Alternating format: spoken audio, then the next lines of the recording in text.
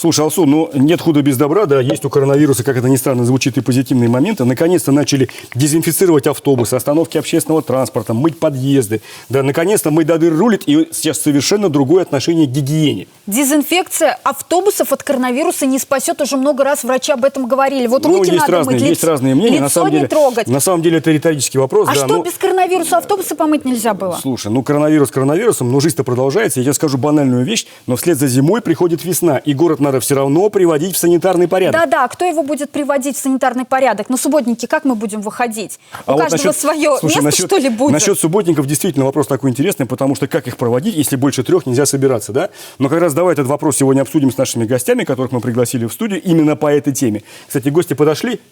Работаем.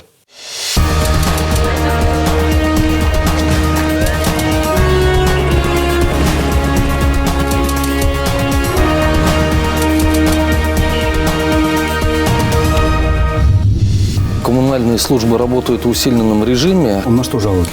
80% это, конечно, ЖКХ. Жильцы дома дезинфицируют подъезды самостоятельно. Кошкин лес, что в уфимском микрорайоне Глумилино, сейчас больше напоминает свалку. Чем ближе к реке мы спускаемся, тем больше мусора мы видим. К сожалению, за руку еще никого не поймали. Как в этих условиях город готовится встречать весну? Реакция должна быть быстрой. А мы, простые жители, можем опять-таки пострадать. Как мне определить, продезинфицировали автобусы или нет? Что будет с субботниками этой весной? Весна уверенно вступила в свои права, и никаким карантином не изолируешь то, что на улицах городов и сел республики обнажил растаявший снег. Ямы на дорогах, мусор, грязь на дорогах и общественных объектах. И если до сих пор генеральную уборку проводили сообща силами всех жителей, то теперь, по крайней мере, в ближайшее время это не представляется возможным. Чистота и порядок в миллионной Уфе этой весной приобретают особый смысл. Как соблюдать городскую гигиену в коронавирусных условиях? Как привести после зимы в божеский вид наши улицы и дворы? Кто занимается дезинфекцией и будут ли проводить субботники, если скопление людей небезопасно? Эти и другие важнейшие вопросы мы с Алсу Сликаевой и нашими гостями обсуждаем сегодня в студии программы «Честно говоря». Итак, Ильнур Идиатуллин, замначальника управления коммунального хозяйства и благоустройства администрации Уфы, Лариса Кильдюшова, начальник отдела коммунальной гигиены управления Роспотребнадзора по республике, и Руслан Бадреддинов, общественник, руководитель и основатель движения «Чистая Черниковка». Здравствуйте, уважаемые гости. Здравствуйте. Пандемия коронавируса внесла серьезные коррективы в нашу жизнь. Что там говорить, мы как будто оказались в параллельной реальности. Городская гигиена в этих условиях жизненно необходима. Мы посмотрели, как она соблюдается, и смотрим материал. Все проведут обработку территории Республиканской клинической больницы имени Куватова и прилегающих к медицинскому учреждению улиц. Вечером 7 апреля территория Республиканской клинической больницы и окрестные улицы стали похожи на сцены из фильма «Апокалипсиса». Люди в химзащите обрабатывали дезинфицирующим раствором все, что находилось в зоне видимости. Даже деревья. А как только стих ветер, по улицам поехали вот такие машины для проведения дезинфекции, которая стала необходимой после закрытия РКБ на карантин из-за коронавируса.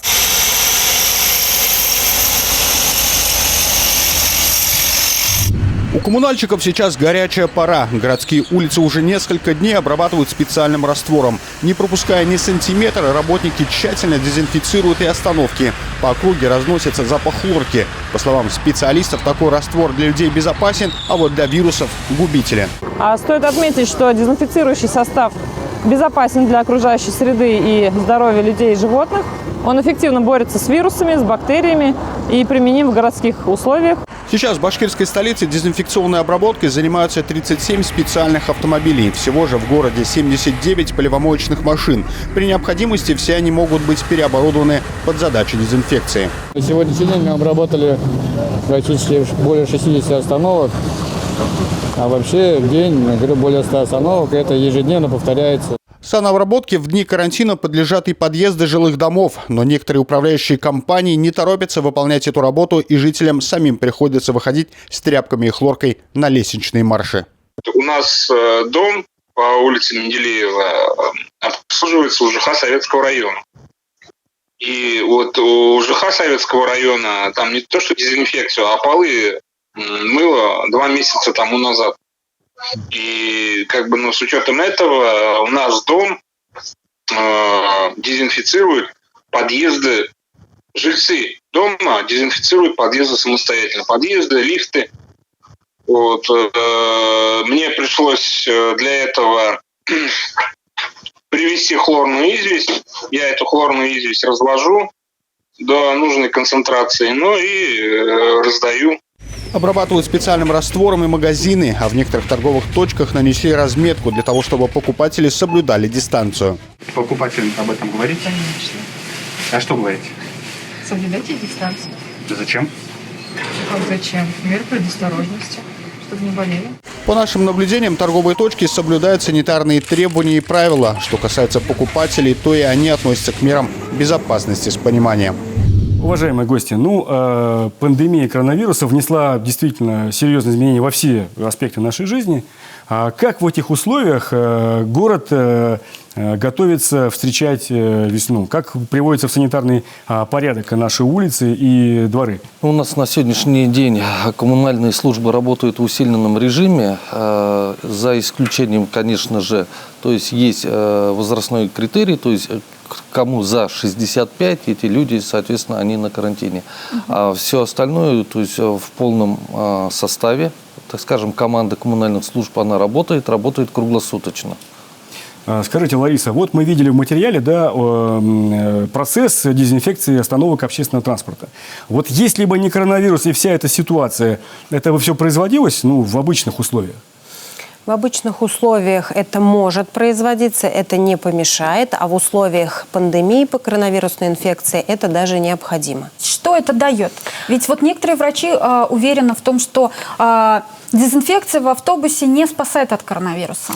Механизм передачи данной инфекции воздушно-капельный, преимущественно капельный. Поэтому говорить о том, что обработка дезинфицирующими средствами поверхностей это будет не обязательно, это неправильно. В любом случае контактно-бытовой путь передачи инфекции имеет место быть, поэтому однозначно предметы обихода, а на улице это места скопления людей, это поверхности, эти те же самые ручки, это автотранспорт, в котором мы ездим, однозначно должен подвергаться дезинфекционным мероприятиям. Ильнур, скажите, пожалуйста, вот это обычный раствор, которым обрабатывают остановки, автобусы, асфальт, или что-то особое? Если это подъезд жилого дома, само собой, это, так будем говорить в народе, как называется у нас, хлорка. То есть кнопки домофонов, ручные дверки, то есть это уже другие, так скажем, средства. В части улично-дорожной сети городских пространств применяются шампуни с специальными добавками дезинфицирующими. То есть все эти средства имеют сертификаты. И если на сегодняшний день, наверное, многие задаются таким вопросом, насколько это безопасно для людей. То есть насколько это безопасно для людей? То есть это для людей безопасно. Достаточно ли этих средств у администрации Уфы? Для работы в круглосуточном режиме сегодня все предприятия укомплектованы. Параллельно ведется работа по закупке этих средств. На сегодняшний день все средства имеются в полном объеме, то есть в необходимом объеме. Дополнительно еще, так скажем, на запасы, на склады закупается. Мы, обычные жители, должны понимать, какие средства дезинфекции лучше покупать. И нам просто на это нужно объяснить. Какие? А если говорить о средствах, которые используют для дезинфекции, то это любые, скажем так, средства, которые имеют документы, подтверждающие их качество и безопасность. В обычном магазине мы сможем в данном купить? случае, вот как уже и коллега тоже говорил, хлоросодержащие препараты используются для обработки и поверхностей, в том числе и кожные антисептики тоже в своем составе содержат хлорсодержащие вещества. Поэтому единственное, у них, конечно, может быть различный спектр действия на определенные вирусы и микроорганизмы. В любом случае нужно ознакомиться с инструкцией по применению. Белизна эффективна? Белизна. Это же хлорка. Обычная белизна? Конечно. Лариса, конечно, у меня вопрос. Концентрация. Никак не отстану от дезинфекции автобусов. Больная тема. В автобусах езжу часто. Как мне определить, продезинфицировали автобус или нет? До сведения каждого, скажем так, водителя доводится эта информация. И водители уже, мы сами это видим, на примере, ездят в масках, имеют на местах антисептики, и, по сути, после каждого рейса так и должно быть. Должна проводиться обработка салона. В идеале конечно, должна. Конечно, да. Все-таки коммунальщики сейчас работают в особых условиях, да?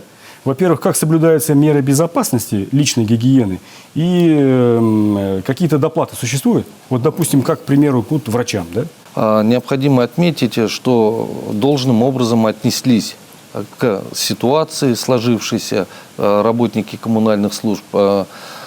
Все с пониманием отнеслись. Не было таких фактов, что там мы не выйдем на работу, отказываемся. То есть все понимают, что это очень важно и что без этого нельзя. И то есть, да, сегодня есть у нас это врачи, которые, как скажем, на первой линии стоят. На передовой, да, на первой линии.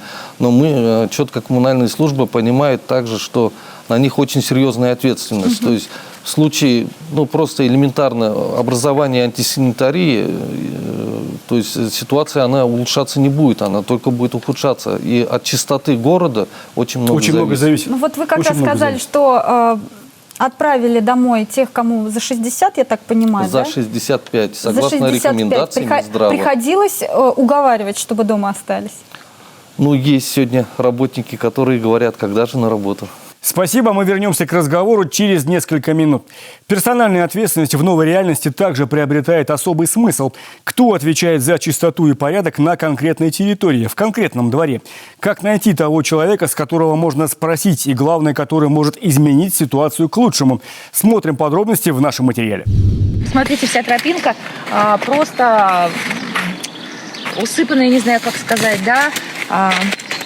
отходами собачьей жизнедеятельности. Кошкин лес, что в уфимском микрорайоне Глумилино, сейчас больше напоминает свалку. Кругом бутылки, мусор и собачьи экскременты. Это все хорошо, просто неприятно гулять детям и другим смотреть то, что произвела ваша собачка. Простой способ – просто закопать совочком. Активисты-экологи говорят, что каждый год они убирают в лесу мусор, но жители близлежащих домов на такие субботники выходить не торопятся. А вы убираете? Я не убирала, еще нет. А почему? Не знаю. Думала, лес, оно, как говорится, может быть, это будет потом удобрение и прочее. В моем понимании, как-то вот так. В Уфе хватает проблемных мест со следами безответственного поведения горожан. Набережная реки Уфы – излюбленное место горожан. Сюда приходят целыми семьями для того, чтобы сделать шашлык, позаниматься спортом, или просто отдохнуть и подышать свежим воздухом. К сожалению, некоторые несознательные граждане не убирают за собой мусор. Найти здесь можно все, что угодно. Бутылки, фанфурики, пластиковые стаканчики, или вообще нонсенс. Использованный одноразовый шприц. Убирать весь этот мусор и грязь придут волонтеры, такие как Елена Воробьева. Правда, сейчас они не в силах что-то поделать. Время самоизоляции. Но как только особый режим пройдет, добровольцы выйдут на субботник. Чем ближе к реке мы спускаемся, тем больше мусора мы видим. И очень хочется, чтобы было чисто. И наши разноцветные субботники реализуются при помощи фонда президентских грантов. Это будет настоящий праздник. Приглашаем всех вас принять участие в большом, великом, чистом деле. Такую картину эксперт УНФ Мурат Шафиков наблюдает уже 3-й год подряд. На это место в Уфе на улице Сельской Богородской несанкционированно свозят снег, а вместе с ним строительный и бытовой мусор. В прокуратуру пишем сообщение. К сожалению, за руку еще никого не поймали. Появляются такие недобросовестные перевозчики, которые начинают этим пользоваться и демпингуют. Поэтому мы получаем постоянно массу обращений от добросовестных перевозчиков, когда им дорогу переходят вот такие вот ребята, которые просто, экономя свои средства, издержки, везут просто несанкционированные места. А это видео в редакцию «Честно говоря» прислала жительница Уфимского дома на улице Тюрюпа. Говорит, что убрать мусор просила еще прошлым летом, но ВОЗ и ныне там. Жители сами накидали бычки, мусор какие-то, то есть, не хочется давать какой-то оценки населению, но сам он оттуда ветром не нанесся и откуда-то не взялся. Но это не отменяет того факта, что, конечно, управляющая компания должна эту уборку производить. С какой периодичностью, это уже другой вопрос. В новой реальности чистоту на улицах этой весной, скорее всего, придется наводить без привлечения горожан. И поэтому особая ответственность ложится на плечи коммунальных служб. Сегодня апрель месяц уборки и наведения порядка после зимы.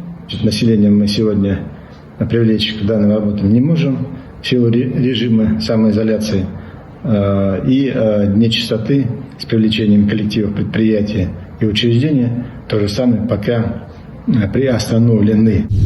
Ильнур, ну вот общая ситуация с коронавирусом, да, как она повлияла на работу коммунальных служб? Стало сложнее или, может быть, даже в чем-то легче? У нас нет понятия час пик в тот период, когда было затруднено организовать там работу по очистке. То есть сегодня у нас карантин, сегодня движение транспорта по городу минимальное. То есть, так скажем, количество тех же самых припаркованных транспортных средств меньше стало. В этой части, конечно, эта работа облегчилась. Мусорит, наверное, меньше. Но это безусловно. То есть меньше народу стало на улицах города и, соответственно, меньше самого мусора. То есть, по-хорошему, мы сегодня не то что убираем накопившийся мусор в течение дня, мы именно убираем тот мусор, который накопился за зимний период. Хорошо. Если вот меры безопасности не позволят привлечь общественности, ну, там, в части субботников, да, своих сил и ресурсов мэрии городской хватит для уборки того же там грязного снега из дворов, для приведения города в порядок? Вот для всего этого огромного фронта работ хватит своих сил? Своих сил хватит, чтобы было понимание, если конкретики цифр подходить. У нас на сегодня ежедневно на уборке улично-дорожной сети, так называемые красные линии, задействовано порядка 500 человек. Это именно только дороги. На дворовых территориях у нас более 800 человек. Это люди, работники, которые выходят ежедневно. Помимо этого, работа выполняется в ночное время суток еще. Понятно, что в ночное время порядок цифр, количество выхода людей меньше. Ну, поменьше, да. Что будет с субботниками этой весной? Касаемо субботников, эти мероприятия, они запланированы. У нас есть соответствующие документы распоряжения, подписаны на проведение. Да. Пока они еще не Первый субботник запланирован на 11 апреля. То есть к этим мероприятиям мы подготавливаемся, как говорилось. Единственное, за исключением того, что у нас в рамках года эстетики еженедельно проводятся дни чистоты. То есть в городе Уфа это санитарная пятница у нас называется также. То есть на этой неделе, на текущей неделе... С одной стороны, мы понимаем, что субботники с участием большого количества людей, общественности, они нужны, они важны. С другой стороны, мы понимаем, что пока это небезопасно. Да? Как эта дилемма будет решаться? Ну, дилемма как решается? Вот еще раз я говорю, первая, значит, мера – это то, что общественность не будет привлекаться на этой неделе. Значит, в день чистоты.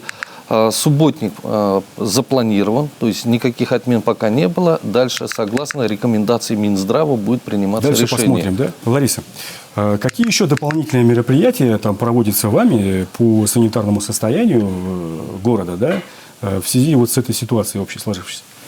Ну, как я уже раньше сказала, мы работаем и непосредственно с юрлицами, с индивидуальными предпринимателями, работаем с гражданами. От граждан, конечно, поступают обращения. Значительно сократилось количество обращений на вывоз мусора, несвоевременный вывоз мусора, на наличие, отсутствие проведения уборки и так далее. Как бы эта тема отошла на второй план, да? Да, действительно, да. В основном на что жалуются? 80% это, конечно, ЖКХ.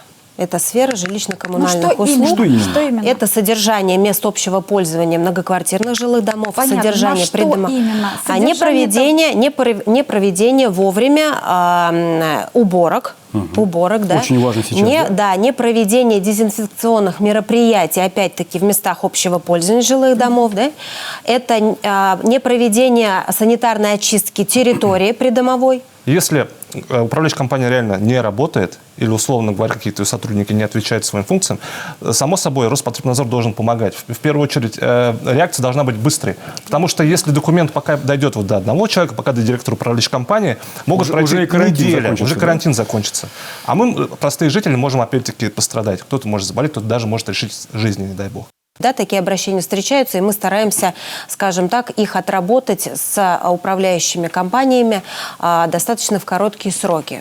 Скажите, пожалуйста, подъезды как часто должны вот в данных случаях дезинфицировать, убирать, там, чистить? Если говорить о предметной дезинфекции в рамках нынешней ситуации, конкретных пока, скажем так, не предложений, рекомендаций, они отсутствуют, но мы все прекрасно понимаем и знаем, мы со своей стороны тоже говорим, что дезинфекция нужна и важна, и если даже смотреть на, значит, на иные города, да, там, на ту же самую Москву, стараются проводить по возможности, потому что людской же ресурс, да, человеческий ресурс важен, ежедневно. Раз в сутки. Этого достаточно? этого будет достаточно. Вот да, как санитарный почему? врач, допустим, такой элементарный вопрос. Да? Белизной обработали ручку подъездной двери. Раз в день этого достаточно? Но если за нее после обработки взялся человек, который в части коронавируса, да, болеет данной то все равно риск Конечно, сохраняется, риск да? всегда сохраняется, поэтому мы настойчиво рекомендуем и вносим в массы именно работу с конкретным гражданином, с единицей общества, что в первую очередь каждый должен на сегодняшний день самоизолироваться, если он вернулся из-за границы, да? Соответственно, сейчас соблюдать указ главы республики, режим, конечно, да, о полной самоизоляции, и проводить как раз-таки меры профилактики. И соблюдать элементарные меры безопасности и профилактики. Конечно, да. да, Маска, перчатки, что-то еще. Да? И должны мойте руки да, и до еды, и после еды. Спасибо, мы вернемся к разговору через несколько минут.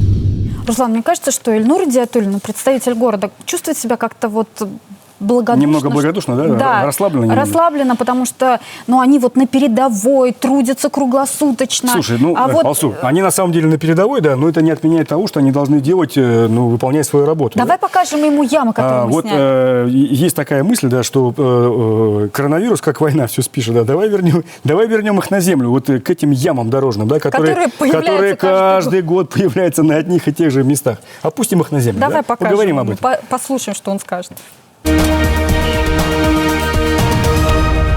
В эфире БСТ, программа «Честно говоря». Мы обсуждаем сегодня с гостями городскую гигиену в условиях новой коронавирусной. Весной раскрываются не только подснежники, но и ямы. Или, как говорят, тает не только снег, но и асфальт. Мы проехались по самым красноречивым и танкоопасным улицам Уфы. Давайте посмотрим материал нашего корреспондента Тимура Давлетова и обсудим его. Этот участок дороги по улице Дагестанской без бранного слова не проедешь. Полотно буквально усыпано ямами. Как говорят автолюбители, ее давно пора включить в список туристических объектов. Судя по комментариям, это самая непроезжая дорога в столице. Улица Дагестанская – одна из самых загруженных в Демском районе столицы. Ежедневно здесь проезжает около 1000 автомобилей, при этом как легковых, так и грузовых. По всей видимости, дорожное полотно не выдерживает такой нагрузки. Здесь образовываются вот такие ухабы и колдобины. Безусловно, городские службы заделывают ямы, но, как говорят автолюбители, таких мер, к сожалению, недостаточно. Рулетка и фотоаппарат – главное оружие активистов молодежки ОНФ. Они мерят ямы буквально вдоль и поперек, а данные фиксируют на карте убитых дорог. Говорят, что всего за 15 минут работы только на этой улице насчитались десяток выбоин. Некоторые настолько огромные, что попади туда колесом, рискуешь влететь на дорогостоящий ремонт. На самом деле дороги просто катастрофические. Это уже уму непостижимо. Абсолютно не понимаю, честно говоря, куда вот все налоги наши уходят. За что такие сумасшедшие деньги мы постоянно платим, за то, чтобы еще иметь возможность тратить еще больше денег на ремонт ходовки.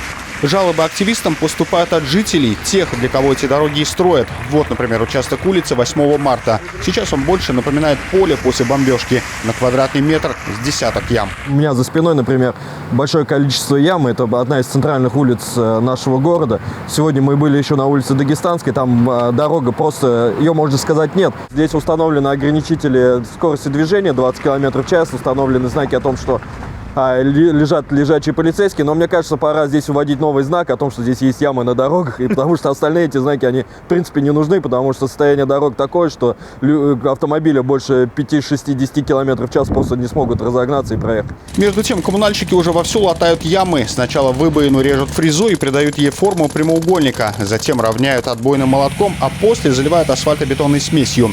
Работа ведется во всех районах столицы. В городскую администрацию утверждают, что это лишь временная мера. Цель – предотвратить аварийные ситуации. Ямочный ремонт – это временная мера, которая направлена прежде всего на обеспечение безопасности передвижения наших жителей по дорогам Уфы. И, конечно, если будет такая необходимость с наступлением благоприятных погодных условий, на эти же участки могут прийти с мелкозернистым асфальтом, уже более надежным покрытием, большими картами. Проблемных участков в Уфе достаточно. Помочь коммунальщикам устранить их как можно скорее может каждый горожанин. Для этого на сайте столичной мэрии создан специальный сервис «Карта ямочного ремонта». К слову, после обращения активистов ОНФ улицу Дагестанскую наконец-то начали делать. Тема дорожного ямочного ремонта, мы к ней возвращаемся каждую весну и, к сожалению, на одних и тех же местах. Вот в этом году новая ситуация с коронавирусом как-то повлияла на эти работы, на дорожный ремонт? Сама зима была очень достаточно сложной, то есть это большое количество переходов нуля, что очень негативно сказалось на самом покрытии, асфальтобетонном покрытии. Объем работы, он действительно возрос в разы. Эти работы объем выполняются работ по количеству ям? По количеству ям. На сегодняшний день у нас также город в этой части, в этом направлении продолжает работу, несмотря, так скажем, на некоторые ограничительные меры. В частности, у нас в дневное время суток задействовано порядка не менее 15 бригад, и также в ночное время не менее 10 бригад. Это именно на точном ямочном ремонте. Чем заливают сейчас ямы? В зимний период весенний, это распутится, когда то есть у нас основание еще сырое, снег, то есть применяется литая асфальтобетонная смесь. С наступлением благоприятных погодных условий, то есть это уже покрытие высохло, то есть температура наружного воздуха позволяет применять иные материалы. И вы заливаете полноценный асфальт? Горячей мелкозернистой асфальтобетонной смесью. На сегодняшний день заводы по республике запустились. В частности, у нас есть, так как говорим, две фонящие. Это улица Дагестанская, это улица Пугачева. То есть очень много нареканий, действительно там... Там невозможно проехать на самом деле. Несмотря на то, что меры принимаются ежедневно. Так, ну у нас самые фонящие улицы, как вы говорите, Дагестанская, Пугачева. А про Черниковку как же? Или в Черниковке все хорошо? В Черниковке Первомайская интернациональная довольно-таки хорошая. Вот. Что касается... А если углубиться туда? Кольцевую отремонтировали. Я уж не говорю про дороги, которые все-таки внутри дворов. Это уже определенная другая история. Важнейшая магистраль Уфы – это улица Комсомольская. Что с ней? Касаемо Комсомольской, там объем работ гораздо, так скажем, перечень работы, он гораздо больше и сложнее. То есть, чтобы было понимание, там выполняется не ремонт дороги, а реконструкция. То есть эти работы тоже... Ну, пока эти работы на подготовительном этапе, да? Нет, там работы идут полным ходом. То есть сейчас один из сложнейших этапов – это вынос коммуникаций, строительство инженерных ливневой канализации. Чтобы было понимание, то есть подготовительные работы, они занимают большой промежуток времени. А вот тот же самый конечный результат, укладка асфальта, да, это быстрее, да? Быстрее гораздо, да. То есть вот сейчас как раз-таки на одном из сложных... А сколько это будет продолжаться? Капитальный ремонт Комсомольской? Объект у нас этот переходящий, если мне память не изменяет, вот завершение работ там до 2021 года, поэтапно. Ну вот наши зрители еще жалуются и прислали видео на Базисный проезд, улица Базисный проезд, там очень тяжело разъехаться, большие лужи. Как там будет осуществляться ремонт? Там как раз-таки вот в этом приложении, то, что вот сейчас говорили, эти все дефекты, они отображены, сегодня уже в график включено.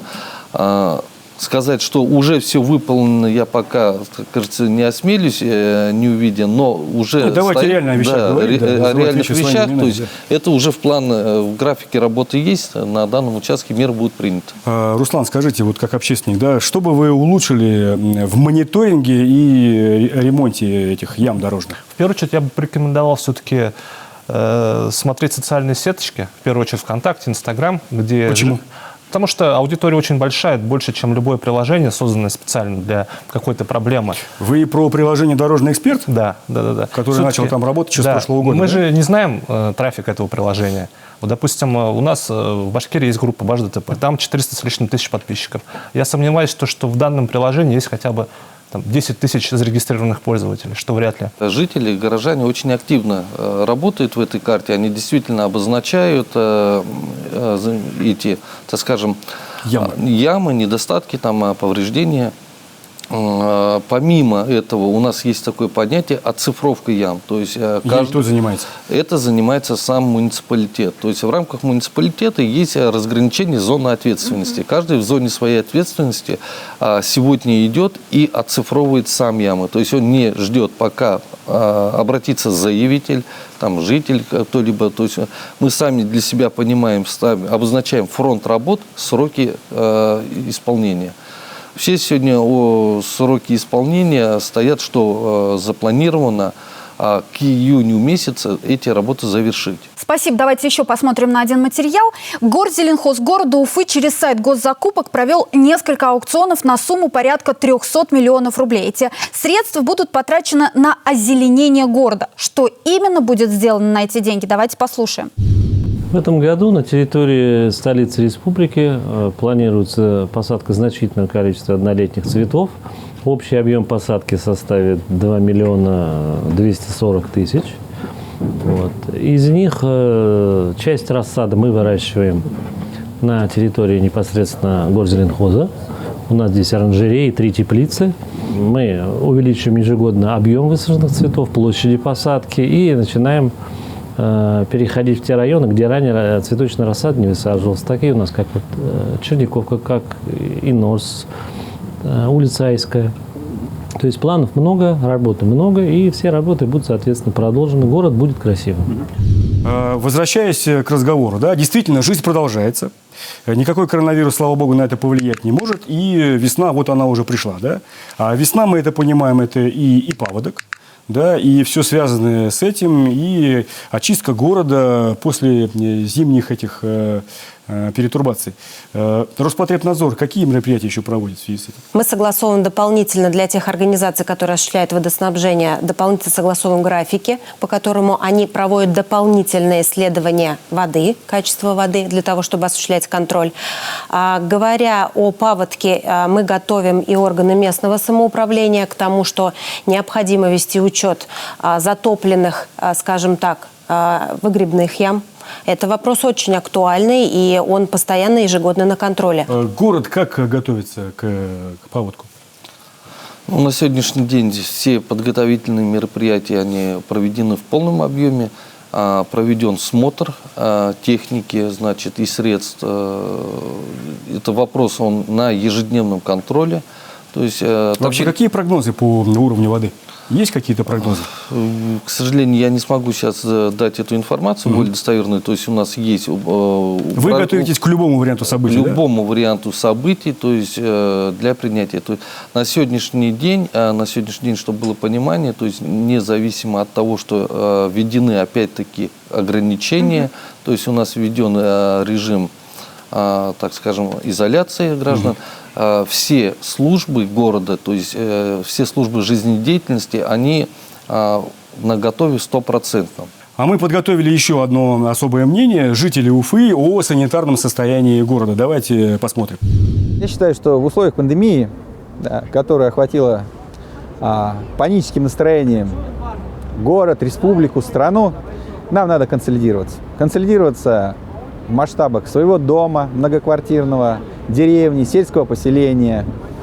Должны быть организаторы, в лице администрации, поселкового совета, сельсовета, старшего по дому, который должен предложить жителям выйти на улицу, почистить наши дворы, от слежавшейся за зиму грязи, взять метелки, убраться, в том числе выйти в места, скажем так, общественного пользования. Вот я живу в Сипайлово, у нас есть набережная реки Уфы, которая каждую весну представляет собой печальное зрелище. Не хватает, видимо, рук и дворников для того, чтобы ее приводить в порядок. Почему бы нам не только кушать там в мае шашлыки, в этой лесопосадке, почему бы не привести его в порядок, прийти? Резюмируя наш сегодняшний разговор, Лариса, вот какие главные задачи перед Роспотребнадзором, которые сегодня стоят, вы считаете основными, коротко? Действительно, данная ситуация, она сплачивает. Она сплачивает и граждан, и народ, и службы, и органы, и ведомства. И сейчас все работают одной единой командой. Я правильно понимаю, что, допустим, граждане и физлица, и кто-то там предприниматели, там юрлица, они проявляют больше понимания к вашим требованиям, чем обычно? Согласна, да. Руслан, коротко. Вот ваши пожелания к коммунальному хозяйству, городскому, и чем вы можете им помочь? Мы все должны сделать вывод, что когда мы победим уже эту болезнь, вот все те положительные моменты нашего общения, то есть именно работы в коллективе, должны остаться. И я уверен, что, условно говоря, сейчас мы сделаем вам некий план работы сделать, в первую очередь коммунальщики, администрация города, Роспотребнадзор опять-таки поможет, чтобы в будущем эта манера работы осталась. Если эта манера работы останется, следовательно, мы существенно повысим не только уровень города, но и понимание граждан, что у нас и администрация города работает, и не надо их хаять. В первую очередь нужно понимать их, да, и посмотреть их работу. И что и Роспотребнадзор выполняет свою работу, и все другие органы реально работают. Вот могут, если хотят, да? Могут, если хотят, да. Чтобы если жизнь заставит. Вот, если этот уровень останется, на самом деле Уфа будет еще лучше. Помощь общественников, она нужна, то есть это востребовано. То есть этот ресурс, он работал, работает, и мы надеемся на этот ресурс. То есть это очень здорово, это очень хороший рычаг, очень хорошая подмога. То есть без общественности, конечно, все сложнее было бы. Спасибо, уважаемые гости, за честный, предметный и важный разговор на тему городской гигиены, которая сегодня очень важна. До свидания. До свидания. Руслан, бьюсь об заклад, что теперь на любые возмущения жителей будет отмазка – коронавирус. Слушай, ну даже есть такая поговорка: война все спишет, а коронавирус – это та же самая война. И, конечно, у многих будет искушение списать на эти боевые действия свою там лень или недобросовестность. Руслан, кто хочет, тот всегда найдет возможность, а кто не хочет – причину. Вот я считаю, что сейчас то самое время, когда нужно мобилизоваться, все свои силы и сделать нашу жизнь лучше, чище. Слушай, ну если ты говоришь про гигиену, да, даже если субботников, допустим, не будет, все равно муниципальные службы будут этим заниматься. Но ты пойми, да, что для того, чтобы человек понял настоящую ценность чего-то для себя, его надо этого лишить.